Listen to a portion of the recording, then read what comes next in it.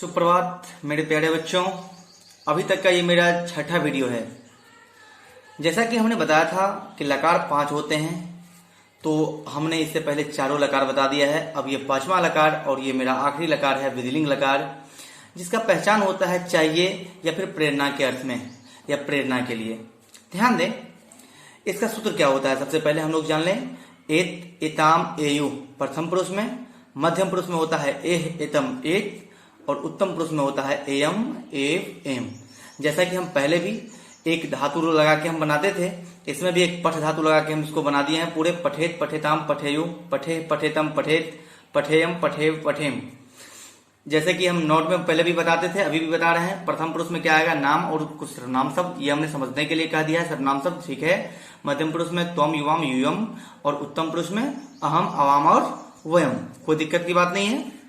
चलिए कैसे समझेंगे, आइए प्रथम पुरुष का पहला एग्जाम्पल के माध्यम से हम लोग समझेंगे। इससे पहले भी हम एग्जाम्पल के माध्यम से ही बता रहे हैं आपको, और अभी भी हम वही कर रहे हैं। देखिए पहला है उसे पढ़ना चाहिए। अब यहाँ पे सबसे पहले आ रहा है क्या कि उसे पढ़ना चाहिए। मेरे प्यारे बच्चों, उसे का संस्कृत हम क्या बना रहे हैं, सह। देखिए वह का संस्कृत क्या होता है, सह, लेकिन हम उसे यहाँ पे इसलिए लिख रहे हैं क्योंकि अगर हम यहाँ पे कहेंगे वह पढ़ना चाहिए तो क्या ये मेरा सेंटेंस अटपटा सा लग जाएगा।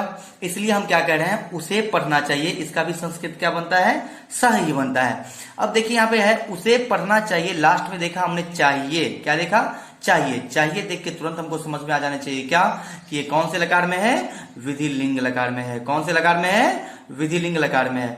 ध्यान दें, तो यहाँ पे देखिए क्या लिखे हम, श, प्रथम पुरुष और एक वचन में है, ठीक है। और ये पढ़ना चाहिए, इसका डायरेक्ट चाहिए के लिए कोई अलग से नहीं बनता है। ये हम डायरेक्ट जो धातु लगाएंगे उसी का मतलब क्या हो जाएगा, चाहिए भी।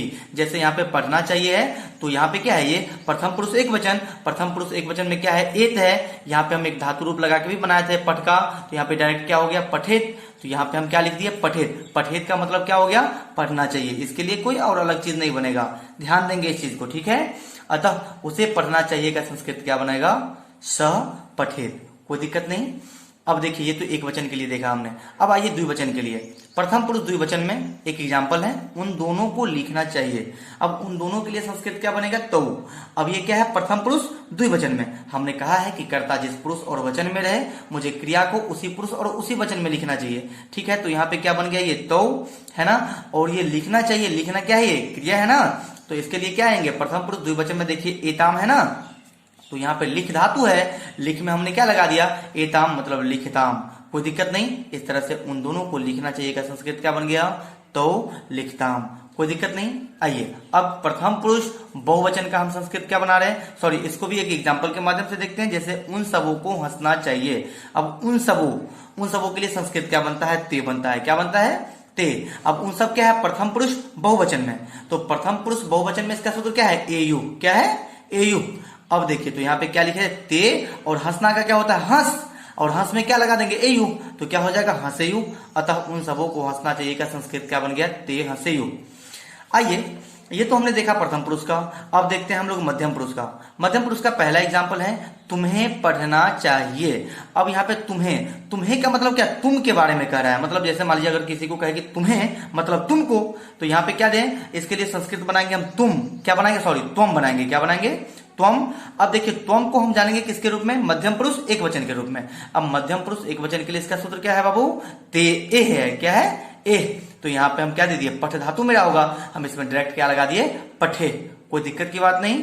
चलिए अब आते हैं मध्यम पुरुष द्विवचन के लिए। इसको भी एक एग्जाम्पल के माध्यम से देखते हैं। तुम दोनों को जाना चाहिए।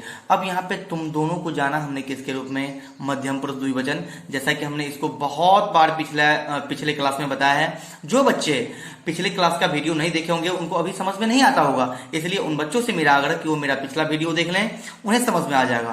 तो यहाँ पे क्या है, तुम दोनों को जाना चाहिए। तुम दोनों के लिए संस्कृत क्या बनता है, युवाम, और गच्छ का मतलब जाना, तो ये क्या हो गया, मध्यम पुरुष द्विवचन। मध्यम पुरुष द्विवचन के लिए सूत्र क्या है, एतम। तो यहाँ पे हम क्या दे दिए, गच्छेतम। कोई दिक्कत नहीं। अतः तुम दोनों को जाना चाहिए का संस्कृत क्या बन गया, युवाम गच्छेतम। कोई दिक्कत नहीं। आगे आए अब मध्यम पुरुष बहुवचन के लिए।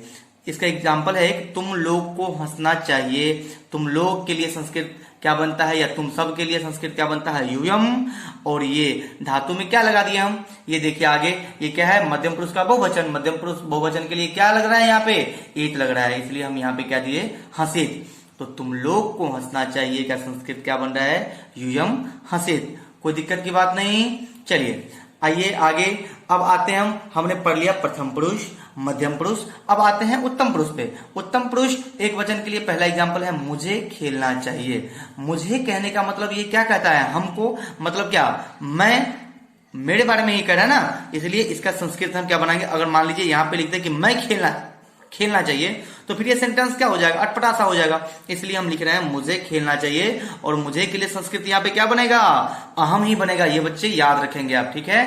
तो यहाँ पे हम क्या लिखे, अहम, चूंकि ये क्या है। और आगे देखें हम, तो ये है मुझे खेलना चाहिए। आगे क्या है, ये मेरा उत्तम पुरुष एक वचन। अब उत्तम पुरुष एक वचन के लिए सूत्र क्या है, यहाँ पे एयम है। क्या है, एयम। तो यहाँ पे हमने क्या लगा दिया, अहम क्रीडेयम। कोई दिक्कत की बात नहीं। आगे आइए, उत्तम पुरुष द्विवचन के लिए एक सेंटेंस है, हम दोनों को पढ़ना चाहिए, हम दोनों के लिए संस्कृत आवाम।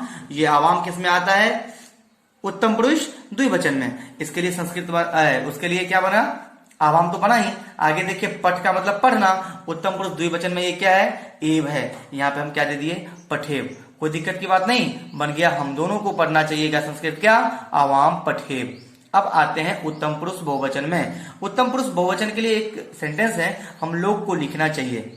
अब हम लोग को लिखना चाहिए, तो हम लोग को जाना हमने किसके रूप में, उत्तम पुरुष बहुवचन के रूप में। हम बार बार कह रहे हैं मेरे प्यारे बच्चों, अगर आप किसी सेंटेंस में कर्ता को नहीं पहचानेंगे, वो कौन सा पुरुष कौन सा वचन है ये नहीं पहचानेंगे, आगे आपका अनुवाद क्या हो जाएगा, गलत हो जाएगा, है ना। तो ध्यान दें, यहाँ पे हम लोग के लिए संस्कृत क्या बन रहा है, वयम। क्या बन रहा है, वयम। अब आगे देखें, लिख धातु है, लिख के लिए ये क्या है, उत्तम पुरुष बहुवचन। उत्तम पुरुष बहुवचन के लिए सूत्र क्या लग रहा है, एम। तो यहाँ पे क्या दे दिया हम, लिखेम। अतः हम लोग को लिखना चाहिए, का संस्कृत क्या बन रहा है, वयम लिखेम। अब देखिए, यहाँ आज का ये मेरा वीडियो जो है लकार का, ये लास्ट हो रहा है। इससे पहले हमने लट लकार, लोट लकार, लंग लकार, लीट लकार और विधिलिंग लकार, आज ये में हम क्या कर रहे हैं, इसको लास्ट कर रहे हैं। हम सभी से आग्रह कर रहे हैं कि मेरे प्यारे बच्चों, अगर यहां तक आपने देख लिया है तब तो अच्छा है, लेकिन अगर नहीं देखा है तो मेरा इससे पहले 5 वीडियो और है, आप उसे देखें और आराम से इसको समझें। हम बार बार कह रहे हैं कि अगर किन्हीं भी बच्चे को कोई प्रॉब्लम हो तो वो मेरे कमेंट सेक्शन में आराम से लिखें, और हम क्या करेंगे, उसे अगले वीडियो में बता देंगे। कोई दिक्कत नहीं। चलिए, आज तक के लिए बस इतना तक। आप लोग क्या करते रहे, इसे अभ्यास करते रहे। धन्यवाद।